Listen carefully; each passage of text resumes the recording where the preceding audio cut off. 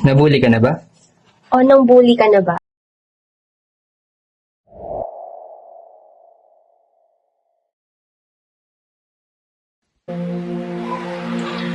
Karamihan sa mga probinsyanong tulad ko ay nahuhusgahan at nagiging biktima ng mga panglalait at pangbubuli.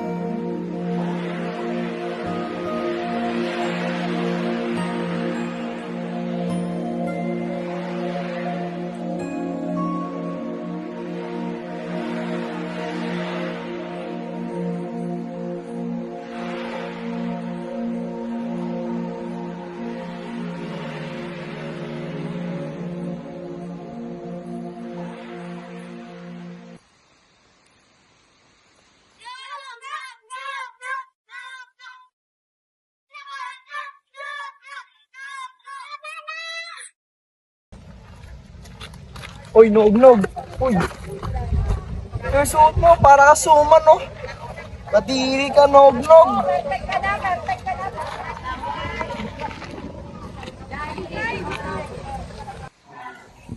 First day of school. Isa ito sa pinakaabang yugto sa buhay ko. Bagong paaralan, bagong paglalakbay, bagong karanasan. Kasama ang mga bagong kaklase. Pero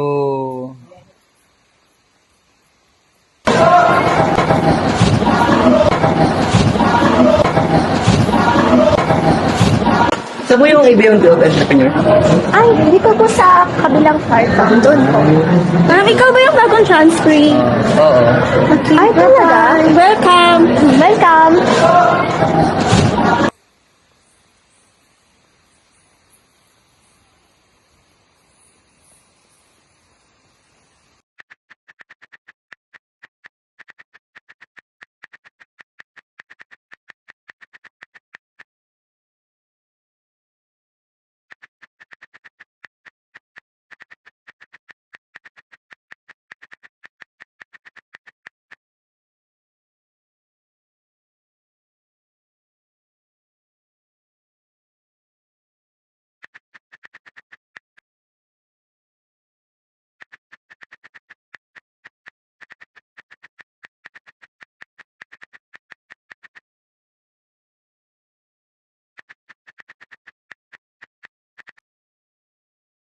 On the school day.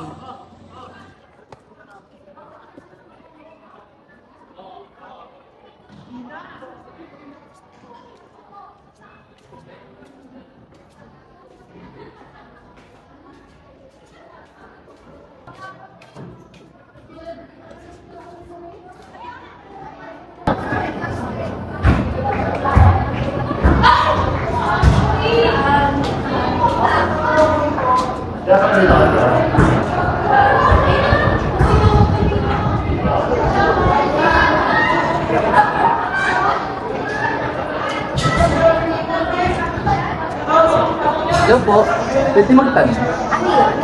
Dito sa buhay na yung ABM Build Entrepreneur? Hindi ba? Hello po. Hello.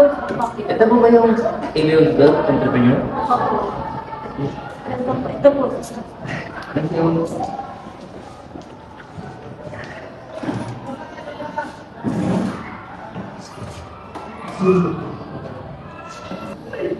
Parang, ano yung bago nating transferee? Kaya nga yun. Akala ko pogi, hindi naman pala. Ang itim pa niya.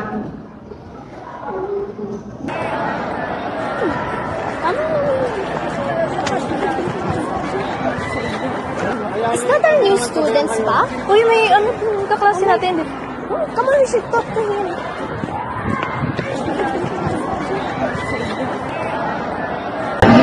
Hi, are you okay? Hi. Okay lang naman. Pwede nga, pwede ka mag-open up sa amin kapag may problema ka. True, pwede mo kami kausapin if you want to. We listen naman. After 30 minutes, nakauwi na si JR sa kanilang bahay at doon niya nakita sa messenger na nilalait na pala siya ng kanyang mga kaklase.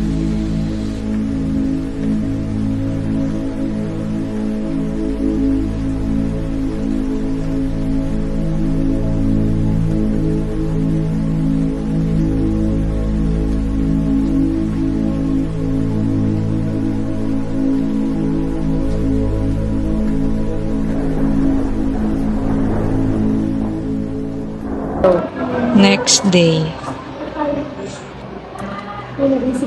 Ano?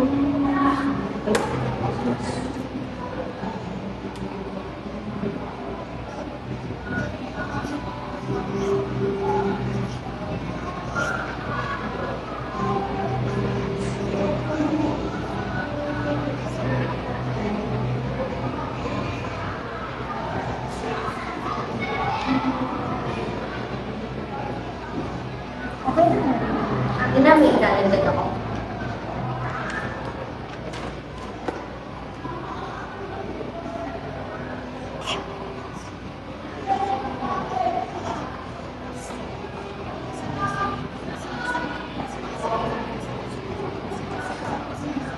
Yan.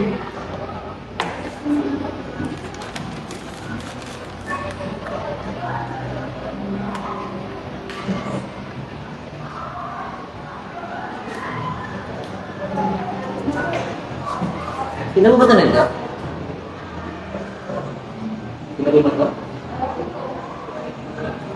Okay.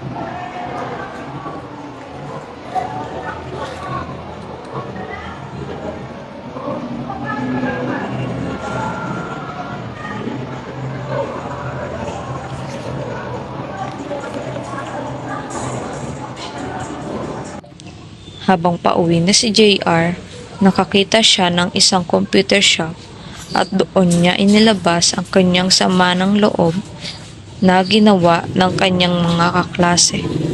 At doon nagsimula ang pagka-addict niya sa paglalaro ng online games.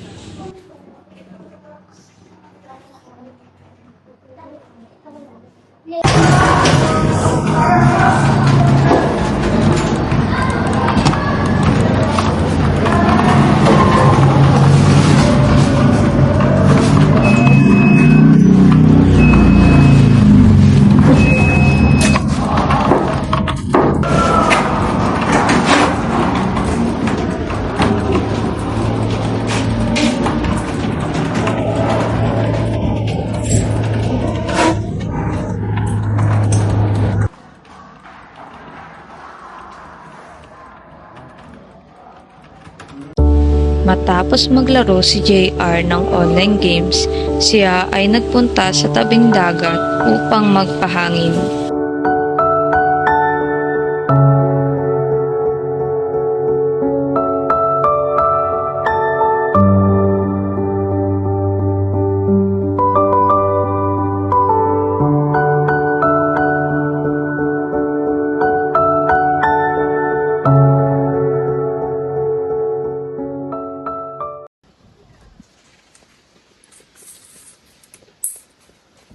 Ma, nakauwi na ako.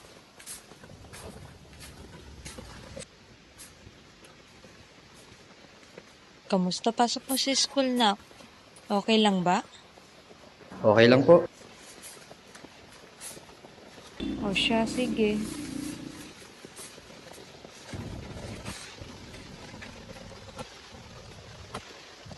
Bilang pagkatapos ng aming video, narito ang short advice na nanggagaling sa bawat isa sa amin ng aking mga grupo. Ito ang isa sa mga grupo ko na magbibigay sa inyo ng short advice. At least ito reminder for the all, simple words don't define of your work. You do. And stay true for yourself and don't let the negativity shape up you. Always remember to be kind to others and let us all work and stand up together to stop bullying. Build confidence and inner strength. If someone is bullying you, don't let them see that you are easily affected. Madalas sa mga bully ay ang hanap nila ay mahina at kung kaya lamang ilang acting. Show confidence through good posture and eye contact. When you appear stronger, they're less likely to Ang advice ko is, huwag kayong mamusgahan ng mga tao about sa kulay, structure, at sa mga kinikilos nila. Mas importante na kilalanin muna natin sila bago nyo sila kasihan. And if ever naman na gawin nyo sa kanila, isipin nyo rin sana na isipin nyo na may naramdaman nyo ng gano'n, nangyari sa ng gano'n. Dahil lahat ng bawat tao dito is para-paraw na naramdaman. Para-paraw na naramdaman. Stop bullying! Stop cyberbullying! Stop sugar addiction.